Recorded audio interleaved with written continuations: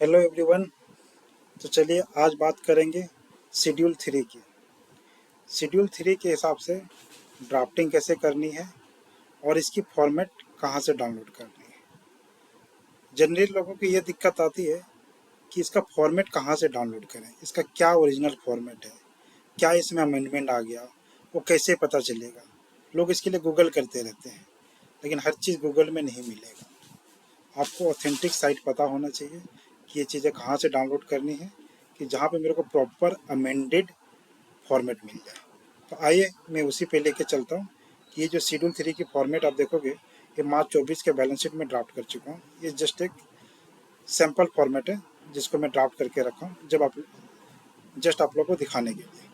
तो ये फॉर्मेट देखो पूरी शेड्यूल 3 के हिसाब से ड्राफ्ट की हुई। ये देखिए,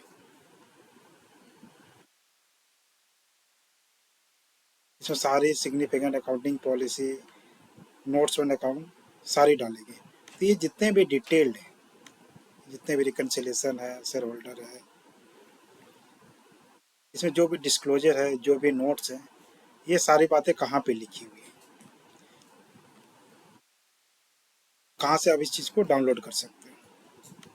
तो आइए मैं उसी पे लेके चलता हूँ। और दूसरी चीज़ मैं डिस्कस करूँगा कि अभी सबसे बड़ा 2022 के बाद क्या हुआ कि 2022 से अपना फाइनेंशियल स्टेटमेंट सारे को कंपलसरी कर दिया कि आपको मिनिमम 100,000 लाख करोड़ में बनानी है। तो वो मैं 1000 में कैसे कन्वर्ट करना है, उसका क्या शॉर्टकट है, वो भी मैं बताऊँगा इसी वीडियो में। तो आइए पहले साइट पे चलते हैं कि ये शेड्यूल 3 की फॉर्मेट कहाँ से डाउनलोड कर सकते हैं अपने। सीधा चलते हैं अपने MCA के साइट पे। तो यहाँ पे आ जाना आपको और यहाँ पे टाइप करना आपको MCA 21। MCA 21 करने के बाद आपको ये वेबसाइट मिल जाएगा। इस पर आपको क्लिक करना है।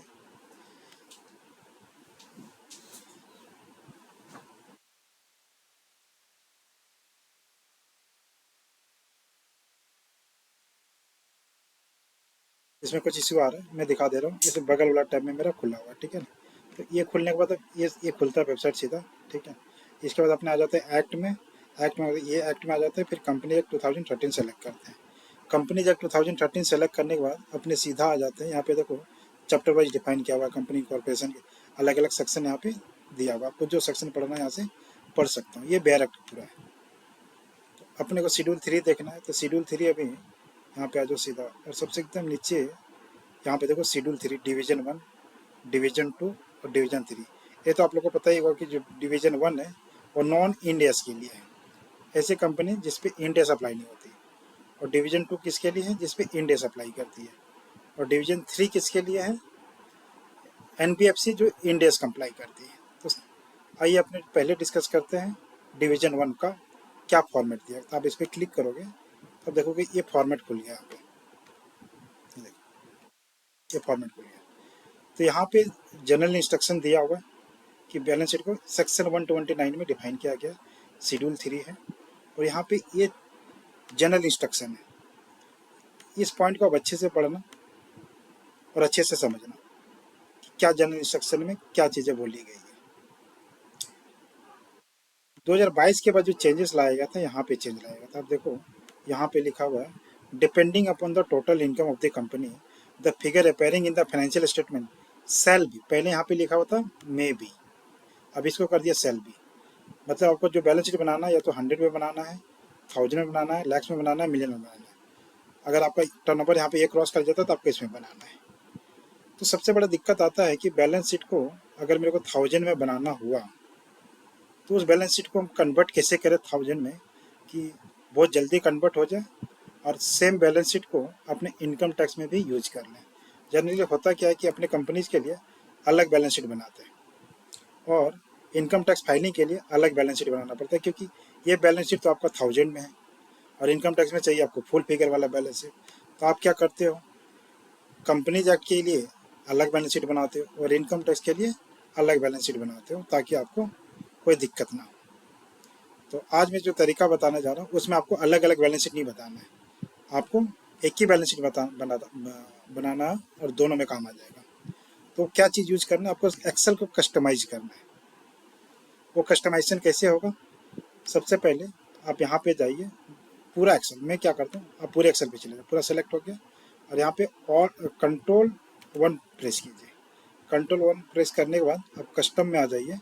कस्टम में जाने के बाद ये जो जनरल है ना, ये जनरल को यहाँ से डिलीट कर दो, ठीक है। और यहाँ पे देखो मैं एक फार्मूला दे रखा हूँ, ये hash comma double hash 0 point, ये फार्मूला को कॉपी करके इसको कॉपी कर लेना है और इसको एज इट इज पूरे एक्सेल में पेस्ट कर देना है।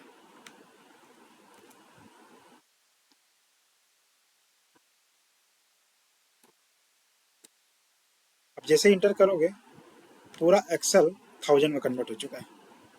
अब मैं यहाँ पे अगर 1 लाख लिखता हूँ, 4 5 1 लाख लिखा, बाहर देखो 1000 में दिख रहा है। अंदर आप यहाँ पे देखो, अंदर लाख है लेकिन बाहर यहाँ पे 1000 में फिगर दिख रहा है। तो आपको ये फॉर्मेट यूज करना है। अब इससे होगा क्या, आप देखो ये पूरी बैलेंस शीट में 1000 में बना के रखा, ठीक है ना। ये पूरी बैलेंस शीट मेरी 1000 में बनी हुई, ये फिगर देखोगे।